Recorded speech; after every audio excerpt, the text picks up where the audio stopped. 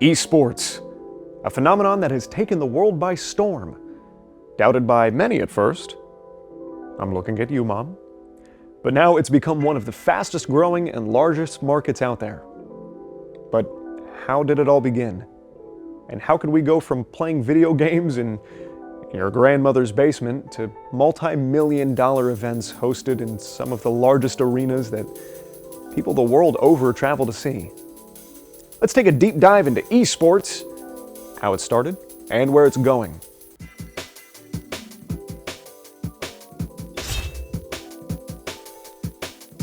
Multiplayer gaming has had its start in the arcades with large social circles, all wanting to outcompete each other in whatever way they could. From high scores to speedruns, and most importantly, fighting games. Fighting game culture is what really kicked off the idea of competitive gaming. Two players desperately trying to beat each other, with a crowd behind them watching as the local legends duke it out. Now, these local arcades weren't just for gaming. They were kind of a community space, where people would be able to gather and foster relationships, a good space for their hobbies. Now, there were many quirks behind arcade culture in this era, like putting quarters on the arcade box to indicate where you were going next. Even the popularity of fight sticks over game pads show how prevalent arcades are in the mainstream gaming culture to this day. Now, there were some drawbacks to this competitive setting in the olden days. With arcade cabinets, it was difficult to keep scoreboards up to date, and most importantly, accurate. But this did not stop the competitive spirit within the community. To circumvent this, people would set up camcorders in front of the arcade cabinets to record their gameplay and matches. And people still do these kinds of things today with their phones in the FGC for reviewing matches and gameplay. Some even argue that this was one of the predecessors to speedrunning and other various forms of gaming content, like Let's Plays and walkthroughs. Now imagine playing Street Fighter and some guy comes up behind you and does his whole YouTube intro at the top of his lungs. Just awful.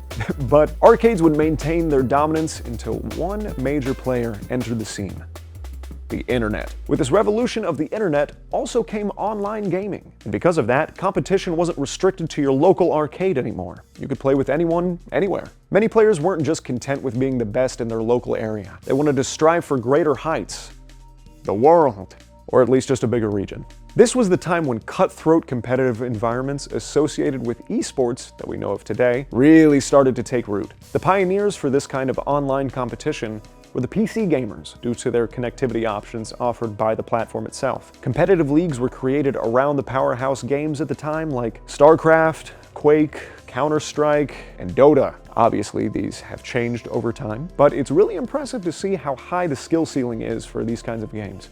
These genres have remained pretty consistent for around 30 years, and players are continuing to become better and more efficient with all of their actions and choices within the matches. Now, with that being said, the competition of being a pro gamer was extremely ruthless, now more than ever. And if you wanted to be at the competitive level, you truly had to dedicate your life to the craft. That's where smaller level and more local esports organizations come in. Like this guy, like us. Many people see the gap between for fun gaming, full-blown main stage competition with hundreds of thousands of dollars on the line and think, well, golly, there's no way I can cross that gap. But you know, most people don't just get good at games and are immediately thrown into the professional leagues.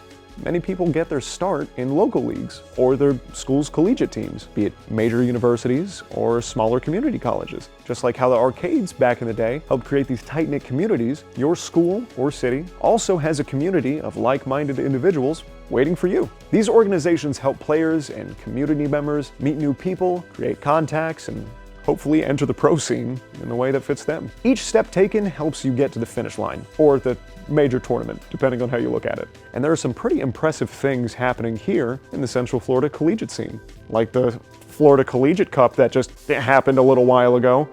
You see what I did there?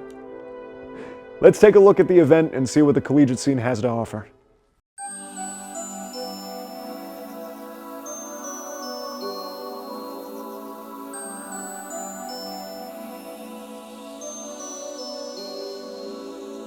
It's honestly brought me some of my best friends today. Before I joined the club, the only friends I really had were from back home.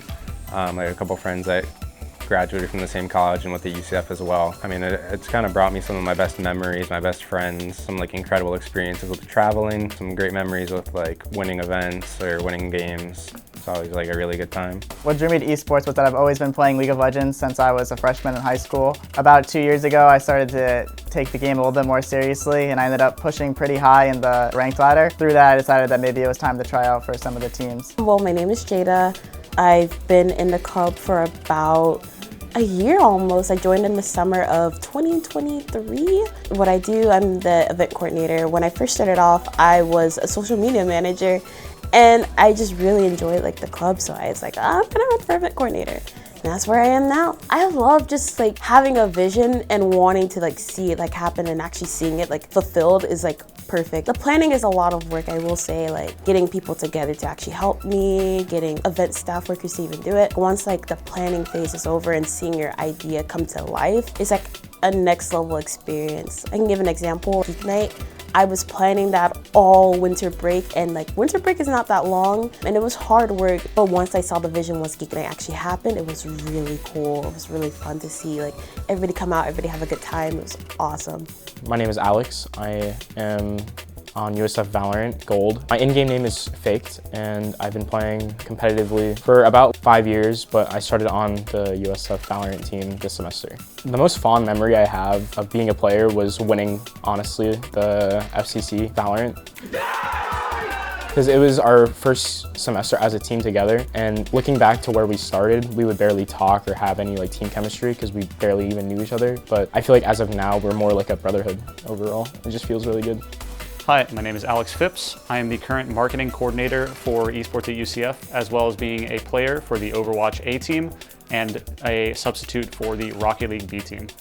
Collegiate esports has contributed to my life in the ways that it is an active part of my day-to-day life. I met my current roommates and most of my friends at UCF through esports at UCF. I've met countless people online and have met up with several of them at in-person events such as RLCS or OWCS or these in-person professional competitions just for the love of the game. Meeting people with similar interests really sparks my desire to improve and play more, but it also helps me make genuine connections as well as giving me further job opportunities, such as when I met the Gen G contacts through my collegiate esports. So my name is Andrew Ross. I am the esports coordinator here at the University of South Florida on the Tampa campus. My staff affectionately call me the head of gaming, and unofficially with my coworkers around the country, I am the director of esports for USF. So kind of depends on who I'm talking to, but yeah, I just run the day-to-day for the esports program here at the University of South Florida. Yeah, collegiate esports is really unique. Well, one, there's a lot less pressure, I guess, right? It's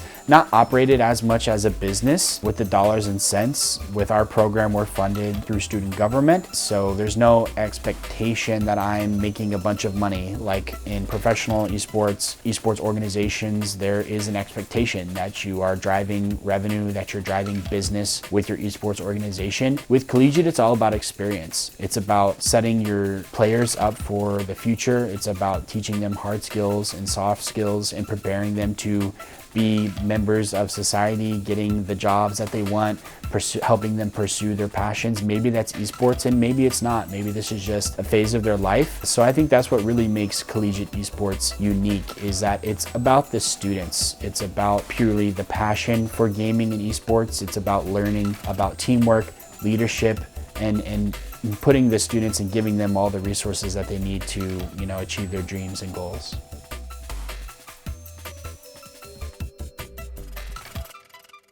Bye.